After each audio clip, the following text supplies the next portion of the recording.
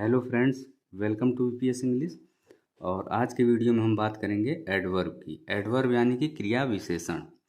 तो सबसे पहले हम एडवर्ब की डिफिनीसन समझेंगे या डिफिनीसन को जानेंगे। फ्रेंड्स, एडवर्ब वह शब्द है जो वर्ब, एडजेक्टिव या फिर अन्य एडवर्ब के अर्थ को स्पष्ट करता है या फिर इनके अर्थ को सीमित करता है।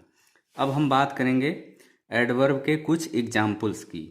जैसे अगर हम बात करें पहले एग्जाम्पल की, तो इस तरह के एग्जाम्पल्स जो होते हैं उनमें एडवर्ब के द्वारा वर्ब के अर्थ को स्पष्ट किया जाता है।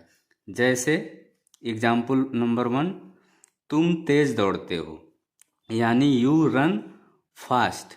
तो यहाँ रन क्या है? वर्ब है। रन मीन्स होगा दौड़ना। तो कैसा दौड़ना? तेज दौड़ना। तो यहाँ पे तेज के लिए फास्ट का प्रयोग किया गया है। तेज के लिए किसका प्रयोग किया गया है? फास्ट का। तो चूंकि रन के अर्थ को कौन स्पष्ट कर रहा है? फास्ट। तो इसलिए फास्ट यहाँ पे क्या हो गया? एडवर्ब। अब हम बात करेंगे एग्जाम्पल नंबर 2 की। वह धीरे धीरे चलता है, यानी ही वॉक्स स्लोली। तो यहाँ पे वॉक्स क्या है? वर्ब है। और वर्ब के अर्थ को कौन स्पष्ट कर रहा है? स्लोली स्पष्ट कर रहा है। स्लोली मीन्स धीरे धीरे। तो इसलिए स्लोली यहाँ पे क्या हो गया? एडवर्ब हो गया। अब हम बात करेंगे सेकेंड एग्जाम्पल की। तो इस तरह के एग्जाम्पल्स जो होते हैं इनमें एडवर्ब के द्वारा एडजेक्टिव के अर्थ को स्पष्ट किया जाता है या फिर इसके अर्थ को बढ़ाया जाता है। जैसे अगर हम बात करें एग्जाम्पल नंबर 1 की, वह बहुत अच्छा है, यानी ही इज वेरी गुड। यहाँ पे गुड मतलब अच्छा। तो गुड क्या है? एडजेक्टिव है। और इसके अर्थ को कौन बढ़ा रहा है? गुड के अर्थ को बढ़ा रहा है वेरी। वेरी का मतलब बहुत। इसलिए एडवर्ब यहाँ पे क्या हो गया? वेरी हो गया। अब हम बात करेंगे एग्जाम्पल नंबर 2 की। वह बेहद खूबसूरत है, यानी सी इज एक्सट्रीमली ब्यूटीफुल। तो यहाँ पे ब्यूटीफुल यानी खूबसूरत, तो ये क्या है? ब्यूटीफुल एडजेक्टिव है। और इसके अर्थ को कौन बढ़ा रहा है? एक्सट्रीमली बढ़ा रहा है। एक्सट्रीमली का मतलब होता है बेहद। तो इसलिए एक्सट्रीमली यहाँ पे एडवर्ब हो गया। तो अब हम बात करेंगे तीसरे टाइप के एग्जाम्पल की। यानी तीसरे एग्जाम्पल की अगर हम बात करें तो ऐसे सेंटेंसेज में एक एडवर्ब के द्वारा दूसरे एडवर्ब के अर्थ में वृद्धि की जाती है।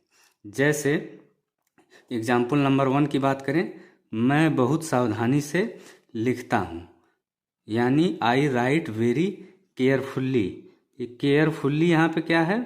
एडवर्ब है। केयरफुल्ली का मतलब होता है सावधानी से। तो केयरफुल्ली के अर्थ को कौन स्पष्ट कर रहा है? वेरी स्पष्ट कर रहा है। तो इसलिए वेरी यहाँ पे क्या हो गया? एडवर्ब। वेरी का यहाँ पे प्रयोग बहुत के अर्थ में किया गया है।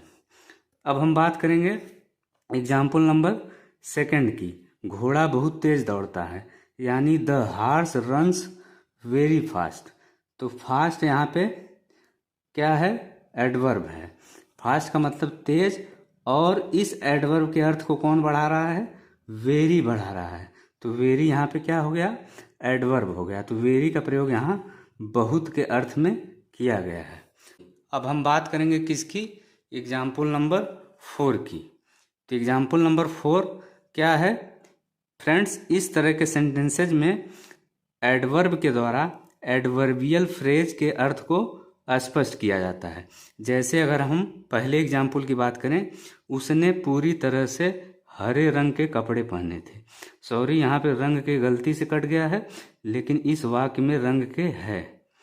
उसने पूरी तरह से हरे रंग के कपड़े पहने थे, यानी she was dressed all in green. तो यहाँ पे इन ग्रीन क्या है? एडवर्बियल फ्रेज है। और इसके अर्थ में कौन वृद्धि कर रहा है या इसके अर्थ को कौन स्पष्ट कर रहा है? आल स्पष्ट कर रहा है। तो इसलिए आल यहाँ पे एडवर्ब हो गया। यहाँ पे आल का प्रयोग पूरी तरह से के अर्थ में किया गया है।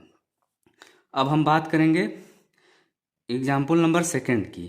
किस समय सूर्य हमारे ठीक ऊपर होता है, यानी at what hour is the sun right above अस।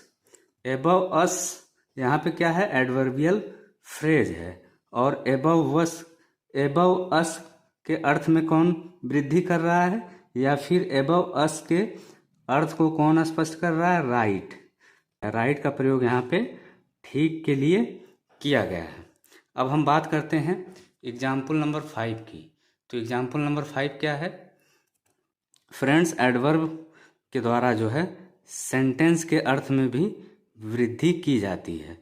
तो एग्जाम्पल 5 में हम ऐसे ही सेंटेंसेस को देखेंगे। तो यहाँ पे अगर हम बात करें एग्जाम्पल नंबर 1 की, संभवतः या शायद वह गलत है, यानी प्रोबेबली ही इज मिस्टेकन। तो यहाँ पे प्रोबेबली का प्रयोग सेंटेंस के शुरू में किया गया है। सेंटेंस के शुरू में जब एडवर्ब का प्रयोग किया जाता है तो वो पूरे सेंटेंस के अर्थ को स्पष्ट करता है। प्रोबेबली का मतलब यहाँ पे संभवतः या शायद से लिया गया है। तो प्रोबेबली ही इज मिस्टेकन, तो इसलिए प्रोबेबली यहाँ पे एडवर्ब के रूप में आया है। क्यों आया है, क्योंकि प्रोबेबली जो है सेंटेंस के पूरे अर्थ को स्पष्ट कर रहा है। इसी तरह से अब हम बात करेंगे दूसरे एग्जाम्पल की, निस्संदेह आंकड़े गलत हैं, यानी evidently the figures are incorrect. तो यहाँ पे द फिगर्स का प्रयोग किसके लिए किया गया है, आंकड़े के लिए किया गया है। और निसंदेह के लिए किसका प्रयोग किया गया है, एविडेंटली का किया गया है। एविडेंटली मतलब निसंदेह या जरूर। तो evidently the figures are incorrect. तो एविडेंटली यहाँ पे वाक्य के शुरू में आया है, जो कि पूरे सेंटेंस के अर्थ को स्पष्ट कर रहा है। तो इसलिए एविडेंटली यहाँ पे एडवर्ब होगा। तो फ्रेंड्स ये था आज का वीडियो। अगर वीडियो आपको अच्छा लगे तो वीडियो को लाइक करें, शेयर करें, साथ ही चैनल सब्सक्राइब करना न भूलें।